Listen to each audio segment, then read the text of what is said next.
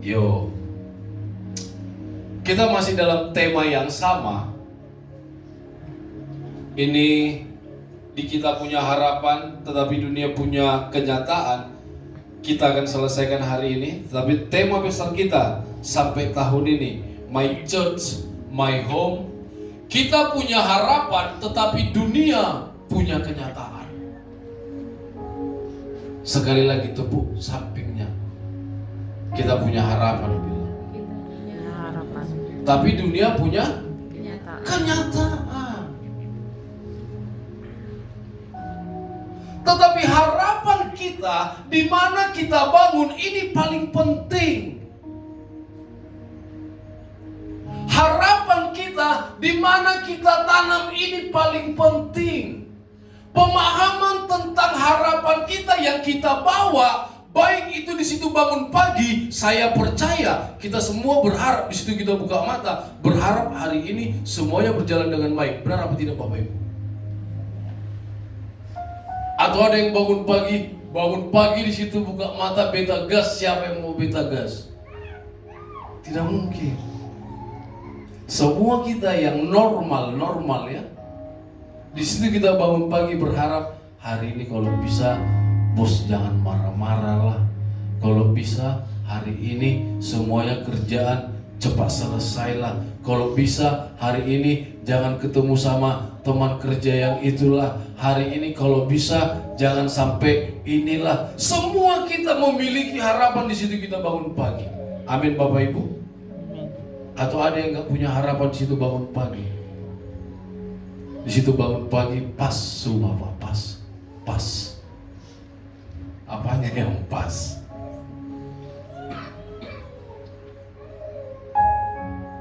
Harus kita mengerti alasannya, tujuannya, mengapa kita harus berharap kepada Tuhan. Amin, Bapak Ibu. Kemarin saya juga melayani salah satu pengusaha lokal UMKM. Dia punya outlet, 17 outlet di Bali, dan harapan dia 2030 kalau bisa dia punya brand itu menguasai pangsa pasar Bali. Terus saya tanya sama dia, Om, apa yang buat Om bisa bertahan sampai hari ini dengan semua persaingan bisnis itu sampai dapat 17 outlet? Terus dia bilang ke saya, Pak Pendeta, waktu saya punya satu outlet, saya yang jadi kasir, saya yang jadi invoicing, saya yang inventory, pokoknya semua saya kerjakan. Tetapi Pak Pendeta, yang namanya beribadah, yang namanya ke gereja, selama saya sehat, saya akan tetap ke gereja. Itu yang saya dapat pertama. Yang kedua, saya bilang karena ketepatan bisnisnya ini adalah bisnis keluarga. Saya tanya dia, ini semuanya keluarga. Apa yang buat kalian bisa bertahan sampai hari ini dengan jumlah 17 outlet dan pasar Badung, dan dia rencana akan expand ke Gianyar, Karangasem, dia akan expand ke Tabanan juga. Saya bilang, apa value yang dibangun, apa nilai yang dibangun? Terus dia bilang, ada dua, Pak Pendeta, jujur, kerja keras. Wow. Yang biasa normal, satu yang bangun, empat yang menghancurkan. Ya toh? Jangankan masalah membangun bisnis, masalah warisan, orang sampai bacok-bacokan. Tapi dari ini saya belajar, jujur, kerja keras. Dan hari ini kita mau sama-sama belajar. Kita punya harapan, dunia punya kenyataan. Kenyataannya apa? Bensin naik berapa? Bapak Bubu, dia nggak pakai subsidi soalnya. 16.250. kenyataannya. Kenyataannya, ada nggak gaji kita yang bekerja naik sekian persen seperti bensin naik itu? Kenyataannya enggak. Ada nggak income kita per bulan, ya, dengan tingginya itu bensin naik sekitar 40%, 30-40%. Ada nggak gaji kita naik langsung 30-40% setelah kenaikan BBM? Tidak ada. Kenyataan. Itu kenyataan. Nah, tapi hari ini kita sama-sama belajar kebenaran firman Tuhan. Ya, yang punya Alkitab, buka Alkitabnya. Di 1 Petrus 2. Nah, kalau minggu yang lalu kita sudah belajar tentang budayanya, kita sudah belajar tentang bagaimana gaya hidupnya dari pendeta Karis. Sekarang kita harus lebih mengenal identitas kita. 1 Petrus 2 ayat 9 sampai dengan ayat 12. Saya baca ayat 9 bab 10, nanti ayat 12 kita sama-sama baca. Demikian firman Tuhan. Tetapi kamulah bangsa yang terpilih, imamat yang rajani, bangsa yang kudus, umat kepunyaan Allah sendiri, supaya kamu memberitakan perbuatan-perbuatan yang besar dari Dia yang telah memanggil kamu keluar daripada kegelapan kepada terangnya yang ajaib. 10.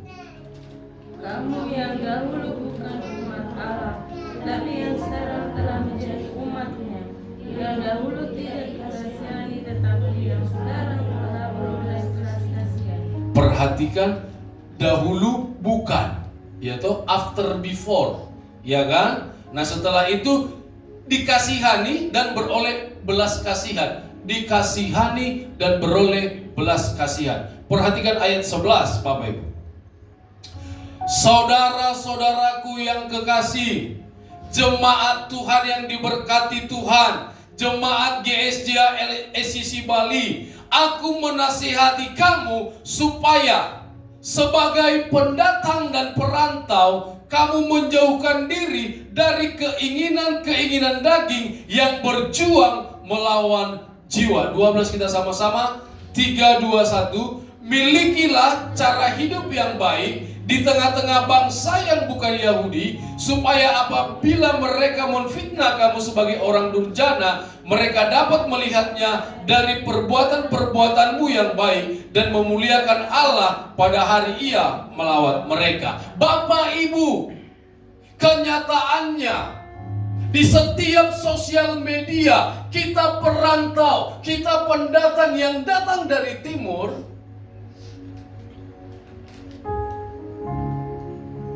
apa yang selalu dibuat? Dikit-dikit kalau ada salah, oh pasti itu Sumba. Ya toh? Dikit-dikit ada bentrokan, Sumba. Dan itu saya alami sendiri, Bapak Ibu. Saya alami sendiri. Jadi saya punya staff itu dari Sumba Barat. Ya, hitam-hitam begitu, garang-garang begitu mukanya. Saya suruh bapak itu dulu minggirkan mobilnya biar kita masuk. Nah, mungkin karena dia lihat anak ini orang timur, dia pakai bahasa-bahasa yang tidak enak, Bapak Ibu. Dan dia tidak mau mundur. Nah, saya turun, kamu bilang apa ke staf saya? Tahu jawabannya saya, Bapak Ibu? Kamu jangan buat suka-suka di sini, kamu hama, katanya ke saya. Ya ini juga pendeta manusia juga toh. Langsung saya bilang, kamu belum ditransport, saya sudah ditransport. Kamu belum bawa tamu, saya sudah bawa tamu. Pinggirkan mobilmu, sekarang juga saya mau mundur. Terakhir dia minta maaf ke saya bilang, saya bukan orang timur, saya orang Batak.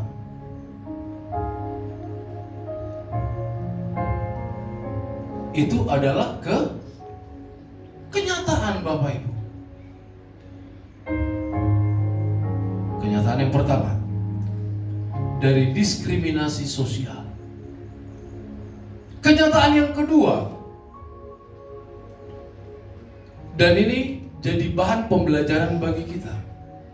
Setiap pekerjaan yang menyakitkan, setiap pekerjaan yang paling berat, setiap kerjaan yang harus mencangkul-cangkul, angkat-angkat, kenyataannya siapa yang kerja? Orang Jawa. Yang berat-berat. Kalau di proyek jarang orang Jawa. Pasti yang kerja orang Timur. Kenyataan.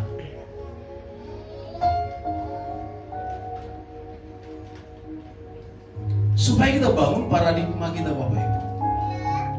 Tetapi pertanyaan saya balik lagi kenyataannya. Siapa orang yang bekerja kalau sudah tidak suka bilang mamanya sakit, neneknya sakit, ban kempes, bensin tidak ada, rantai putus. Siapa yang paling sering?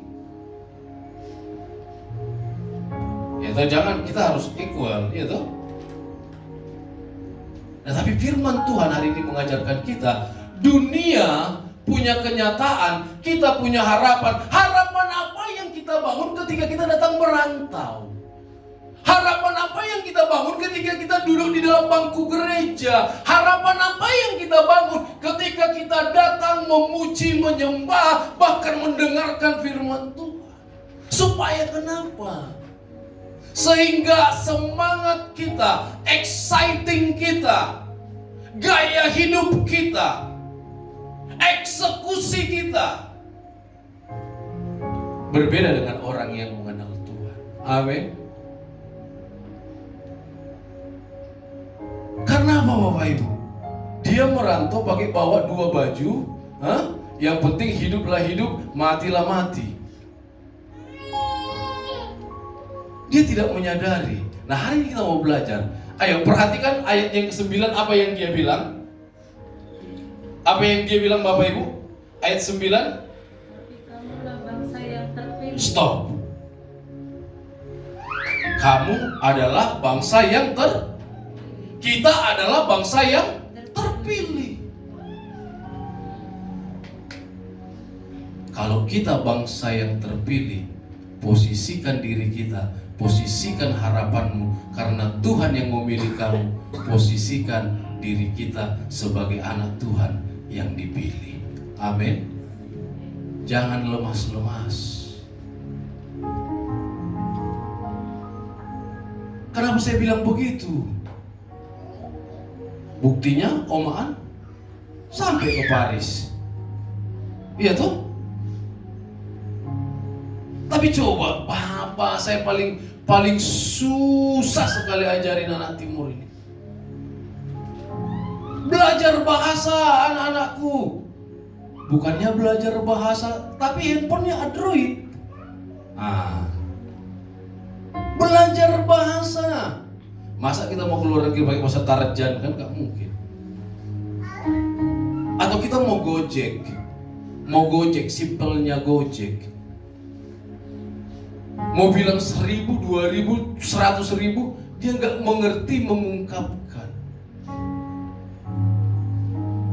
Terus berharap sambil cabut bulu hidung, beta akan berhasil di rantau. Gak mungkin. Tetapi ketika kita menyadari bahwa kita adalah bangsa yang terpilih, bilang kaulah bangsa yang terpilih. Bilang sampingnya, iya. Lihat wajahnya, lihat senyumnya. Panik kau lihat istri dulu. Nah, bangsa yang terpilih. Semua kita memiliki kesempatan yang sama. Amin. Tapi kerja keras. Apa selanjutnya? Bangsa yang terpilih, imamat yang rajani. Enak sekali.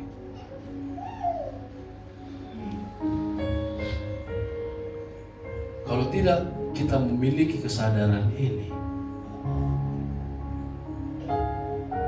Percaya Bapak Ibu, kita tidak akan menjadi duta-duta perubahan. Capek kau merantau 10 tahun, 15 tahun, lebih bagus pulang. Kenapa? Kalau di kampung gak sewa kos, ya toh? Yang kedua, di kampung gak bisa beli beras, masih bisa minta tetangga. Benar ya? Gak punya ikan laut, masih bisa pergi ke laut nembak mana.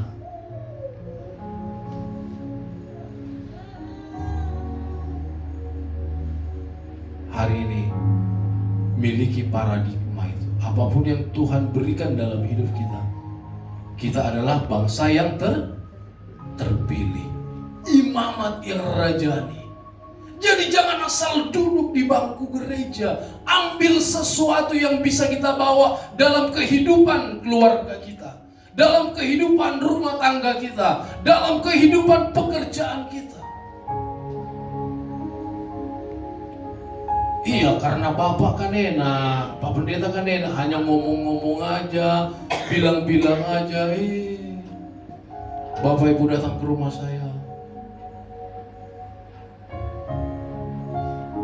saya nyetrika juga, saya spotting juga, saya ngantar-ngantar ke customer juga, sampai staf saya yang merusakkan pakaiannya saya yang dimarah-marahin.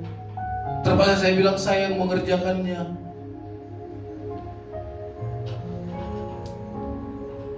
Yakinkan diri kita, apapun harapan kita, kita adalah bangsa yang terpilih, imamat yang rajani. Selanjutnya apa? Bangsa yang kudus. Bangsa yang kudus. Gak murahan Bapak Ibu. Benar tidak Bapak Ibu? Yang namanya sesuatu yang original itu mahal apa murah Bapak Ibu? Pasti mahal.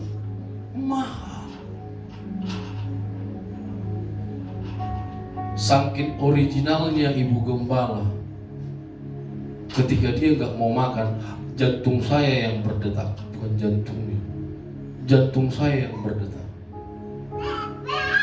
Ketika dia sudah lemas-lemas, saking originalnya, kaki saya yang gemetaran. Suami-suami ada gak gitu kira-kira? Pak Niko original gemetarnya Pak Niko. Apalagi kalau istri belum pulang kerja tuh, ini biasanya pulang jam segini. Tanya, mama Ina di mana? Iya tuh. Karena original. Demikian kita di hadapan Tuhan Bapak Ibu. Imam bangsa yang terpilih, imamat yang rajani, bangsa yang kudus.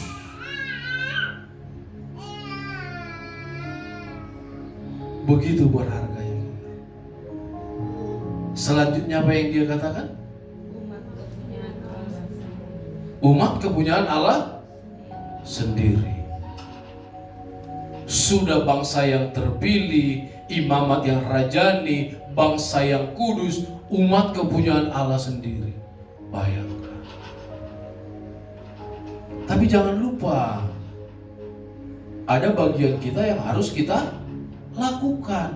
Kalau hanya berharap tapi tidur, itu namanya hayalan.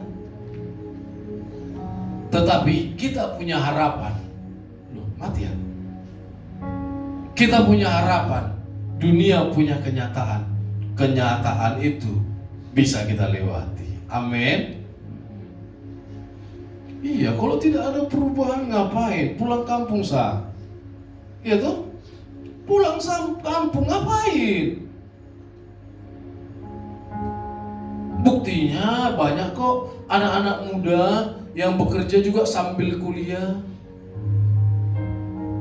Banyak juga orang yang sudah kerja di hotel, sorenya dia juga ambil set job lagi yang lain.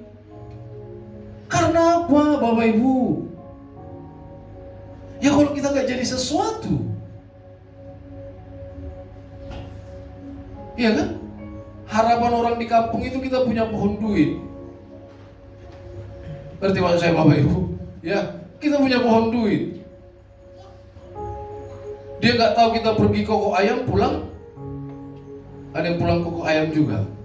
Kalau saya bilang kau pergi koko ayam pulang koko ayam ya. Iya Bapak Ibu. Dia tidak, mereka kadang nggak mengerti seberapa menderitanya kita, seberapa sakitnya kita.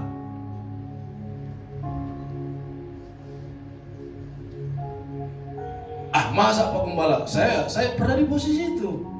Sakitnya di saya, teleponnya di saya, ada kebutuhannya di saya, ditelepon, tapi senangnya dengan orang lain, dengan anak yang lain. Sakitnya di kita, ditelepon, ya toh, senangnya dengan anak yang lain. Kenyataannya seperti itu Bapak Ibu. Tetapi kalau kita tidak cari untuk kita sendiri, pribadi kita sendiri, kita percaya kita adalah bangsa yang terpilih, imamat yang rajani, bangsa yang kudus, umat kepunyaan Allah, berapa double itu porsinya Bapak Ibu.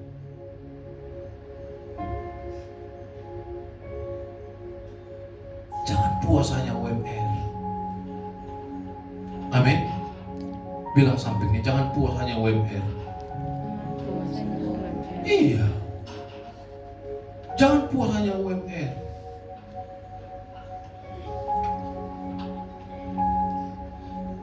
Kita punya harapan, dunia punya kenyataan.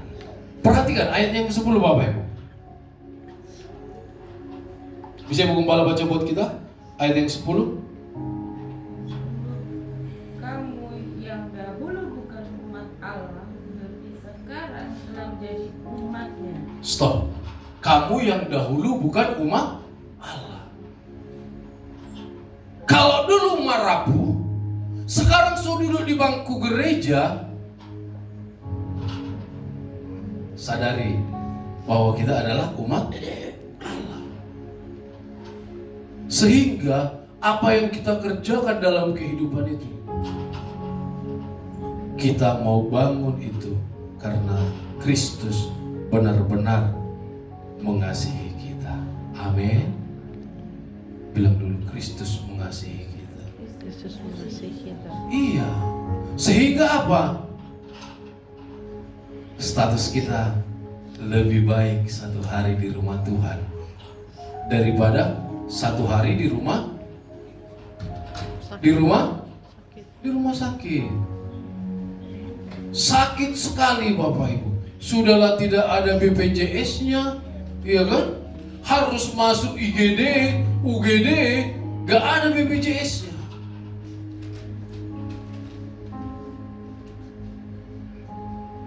Dan hari ini kita sama-sama belajar bahwa kita semua adalah bangsa yang kudus. Amin. Amin Bapak Ibu. Amin. Ada perbedaannya.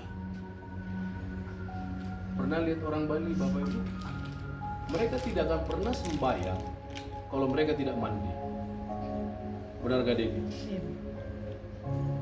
Mereka tidak akan pergi sembahyang kalau mereka tidak mandi. Itu yang pertama. Yang kedua, mereka tidak akan pernah memberikan canangnya itu di tempat yang sembarangan. pernah perhatikan? Saya tidak tahu apa yang mereka katakan, tapi selalu mereka begini Bapak Ibu.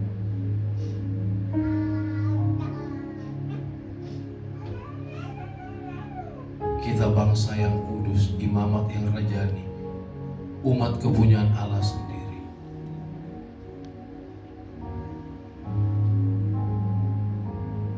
Schedule, saya percaya schedule pasti dikasih per 1 minggu ya Bu Agnesia, kalau kita kerja ya sip-sipannya per 1 minggu.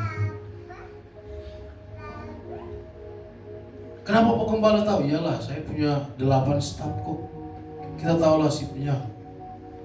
Kenapa Pak Gembala tahu? Ya saya pernah kerja sip-sipan juga. Kadang saya bayar teman saya, kau masuk ya. Saya libur minggu karena saya pelayanan. Kalau enggak saya dari Senin sampai hari Jumat itu saya hantam kerja terus. Tapi Sabtu Minggu saya jangan diganggu. Pernah Bapak Ibu, tanya Bu Gembala. Karena saya menyadari ada harapan dalam setiap apa yang saya kerjakan. Yang kedua, dunia itu punya kenyataan. Cepat Bapak Ibu, cepat. Selanjutnya Bu Gembala apa? Ayat 10. Ayatnya yang ke-10. Kamu yang dahulu bukan umat Allah, tetapi yang sekarang telah menjadi umatnya, yang dahulu tidak dikasihani, tetapi yang sekarang telah beroleh belas kasihan. Dahulu bukan umat Umatnya. Allah. Kalau sekarang Tuhan pilih kita, apa yang kita berikan? Apa kontribusi kita? Amin Bapak Ibu. Suami-suami jangan hebat di luar, atau jangan hebat di dalam, atau jangan manis di luar, pahit di dalam. Ini suami-suami. Iya toh? Harga diri. Biar bagaimanapun suami-suami,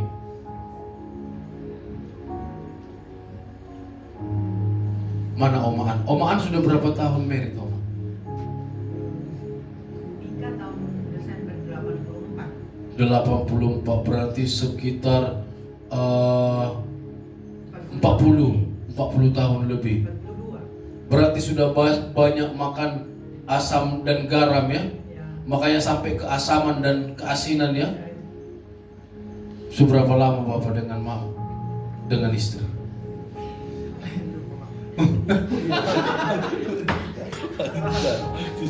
Susah sulit ini. Om Niko seberapa? 5 tahun? Ibu Anes berapa tahun? 5 tahun? 5 tahun. Sudah banyak asam garam Bapak? Atau coklat-coklatnya masih? Hah?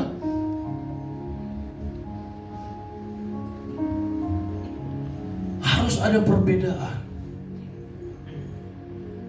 Sedangkan yang suami istri aja dalam perjalanan itu,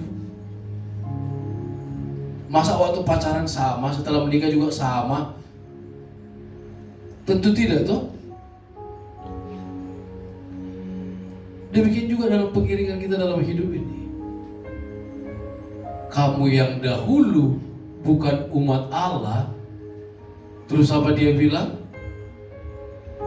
Ayat 10. Sekarang menjadi umat Allah, dikasihi dan beroleh belas Kasihan. kasih.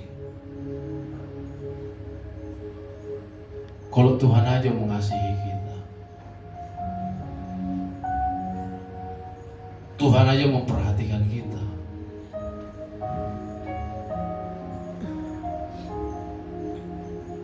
apakah kita akan seadanya datang kepada Tuhan?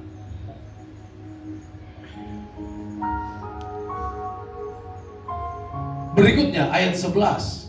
Kita punya harapan, dunia punya kenyataan. Ayat 11 Bapak Ibu. 1 Petrus 2 ayat 11. Saudara-saudaraku yang kekasih, aku Iya. menasihati kamu supaya sebagai pendatang dan perantau. Stop. Supaya apa katanya? Sebagai apa? Pendatang dan perantau. Hantamlah semua orang, bila bentik tusuk-tusuklah semua orang. Apa katanya di situ? Kamu menjauhkan diri dari keinginan-keinginan daging yang berjuang melawan jiwa. Menjauhkan diri dari keinginan daging yang berjuang melawan Jiwa. tidak sebapa, cuma 2 botol sah, 2 botol.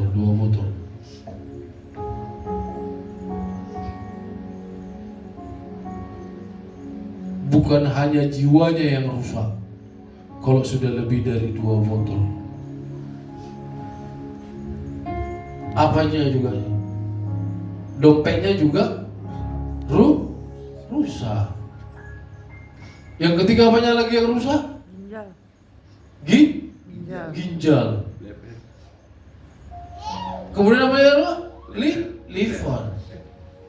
Apalagi yang rusak? Udah pasti otaknya, ya kan? Karena nggak sadar lagi. Dan hari ini kita belajar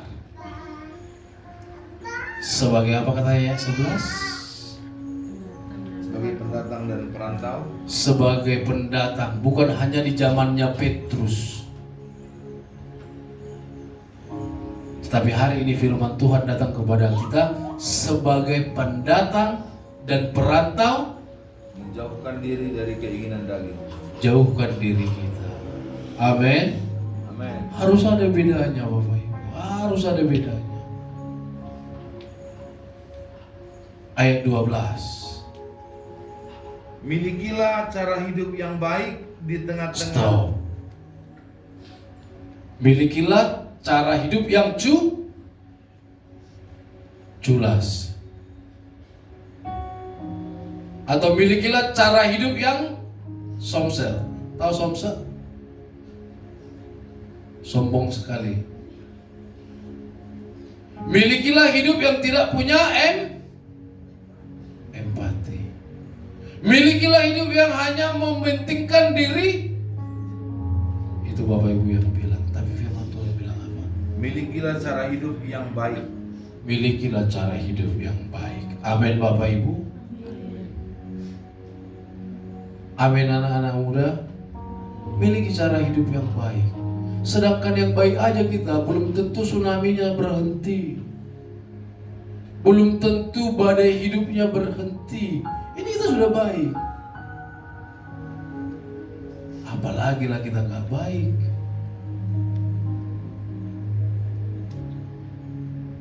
Tepuk kamping kiri kayak hidup baik ya bilang. Iya, hidup baik. Karena yang baik aja pun kita berat, benar nggak Bapak Ibu? Iya kan? Seperti kemarin, nggak usah belajar untuk jadi sombong. Yang harus dipelajari itu rendah hati. Kalau jadi sombong nggak usah dipelajari, karena itu sudah naturnya kita. Lanjut, apa katanya? Milikilah cara hidup yang baik di tengah-tengah bangsa-bangsa bukan Yahudi. Milikilah hidup yang baik di tengah-tengah bangsa. Kalau itu Yahudi, hari ini saya mau sampaikan, milikilah hidup yang baik di tengah-tengah orang yang tidak mengenal Tuhan. Amin. Amin. Gak harus kau buka Alkitabmu. Kejadian 1 ayat 1, pada mulanya Allah menciptakan langit dan bumi. Nah. Jadilah pribadi yang berbeda. Amin. Karena dunia ini punya kenyataan. Selanjutnya, Di tengah-tengah bangsa bukan Yahudi, supaya apabila mereka memfitnah kamu sebagai orang durjana, mereka dapat melihatnya dari perbuatan-perbuatanmu yang baik dan memuliakan Allah pada hari Ia melawat mereka. Bapak Ibu, orang lain akan bilang, wih, luar biasa memang Mama CR itu.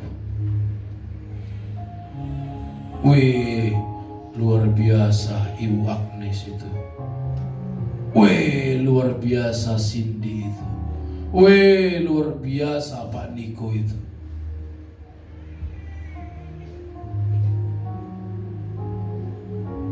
Amin Bapak Ibu. Ada perbedaan. Next slide.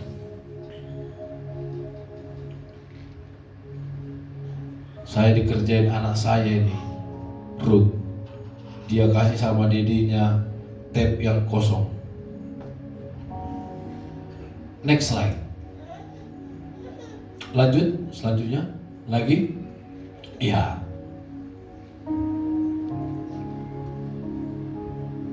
Kalau di rumah sakit, harapan itu pasti selalu tipis. Jadi hari ini karena Bapak Ibu datang ke rumah Tuhan, Rumah Tuhan itu, my church, my home. Kenyataan, harapan itu akan bertemu. Amin. Karena apa? Kita udah tahu. Taunya apa? Kita adalah bangsa yang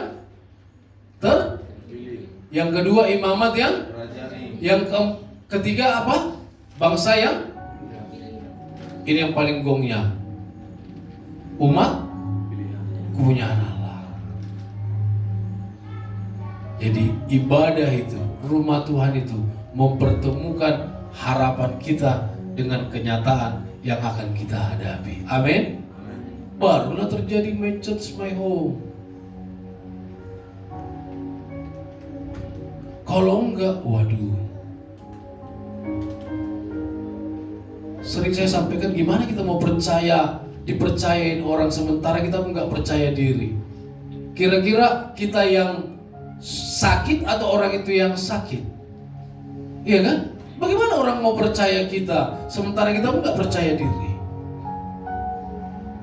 Dan hari ini gereja, tempat harapan, bertemu dengan kenyataan. Next, Bapak Ibu. Mengapa kita harus tertanam di dalam gereja? Kenapa kita harus datang ke gereja? Kalau saya tanya satu-satu Bapak Ibu, banyak mungkin jawaban yang akan kita utarakan. Tetapi pertanyaan pertama, apa? Mengapa kita datang ke gereja?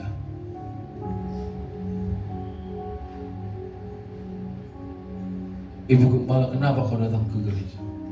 Beribadah, beribadahlah. Bukan karena Kristen. Hah? Bukan. Om Jul, kenapa datang ibadah? Apalagi melayani. Hah? Biar iman bertumbuh. Kenapa kau nak melayani kan? Oh, bukan karena dilihat Justin ya. Bapak Ibu, kenapa kita datang beribadah? Karena kita tahu yang keempat tadi, kita adalah bangsa yang terpilih, imamat yang rajani, bangsa yang kudus, umat kepunyaan Allah. Sehingga kita tidak sembarang kalau kata orang timur. Selanjutnya, mengapa kita harus tanam? Yang pertama Bapak Ibu, next slide. Yang pertama, ada proses yang membuat kita kuat. Amsal 17 ayat 17. Apa dikatakan? Gak semua orang di gereja itu malaikat. Adanya malaikat pencabut nyawa juga. Amsal 17 ayat 17. Apa dikatakan? Seorang sahabat menaruh kasih setiap waktu dan Terus? menjadi seorang saudara dalam kesukaran. Seorang sahabat akan menaruh waktu Menaruh kasih setiap waktu. dalam setiap waktu dan menjadi seorang Saudara. saudara dalam kesukaran. Bapak Ibu, di dalam komunitas ketika kita tertanam, maka kita yang ditanam ini akan menjadi sahabat, akan menjadi saudara. Proses yang membuat kita kuat, sehingga kita memiliki perbandingan. Yang kedua, kenapa kita harus tertanam?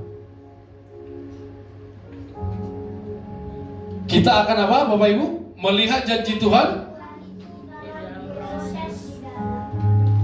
Kita akan melihat janji Tuhan itu. Ada yang pernah tanam ubi? Pernah tanam ubi? Seminggu ditanam, seminggu lagi dicabut, sudah berbuah enggak? Enggak mungkin toh? Atau 2 bulan lagi dicabut, sudah berbuah enggak ya? Kira-kira kalau pohon ubinya ditaruh begitu, cabut seminggu, cabut sebulan, cabut 3 bulan, kira-kira bertumbuh enggak Bapak Ibu? Hah? Enggak.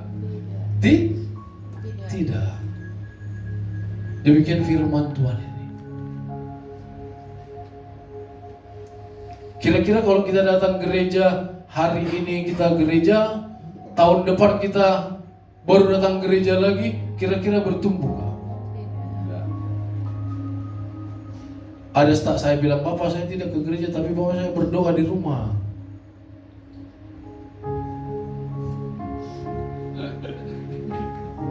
Bapak Ibu, karena kita berkomunitas lah, maka kita saling menguatkan.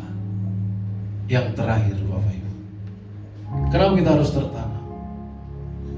Sama-sama, yuk. Ini yang paling penting, menikmati apa? Buah dari proses. Buah daripada proses itu Bapak Ibu. Yang jelas, ketika kita mau diproses dan kita bertahan di tengah-tengah proses itu, maka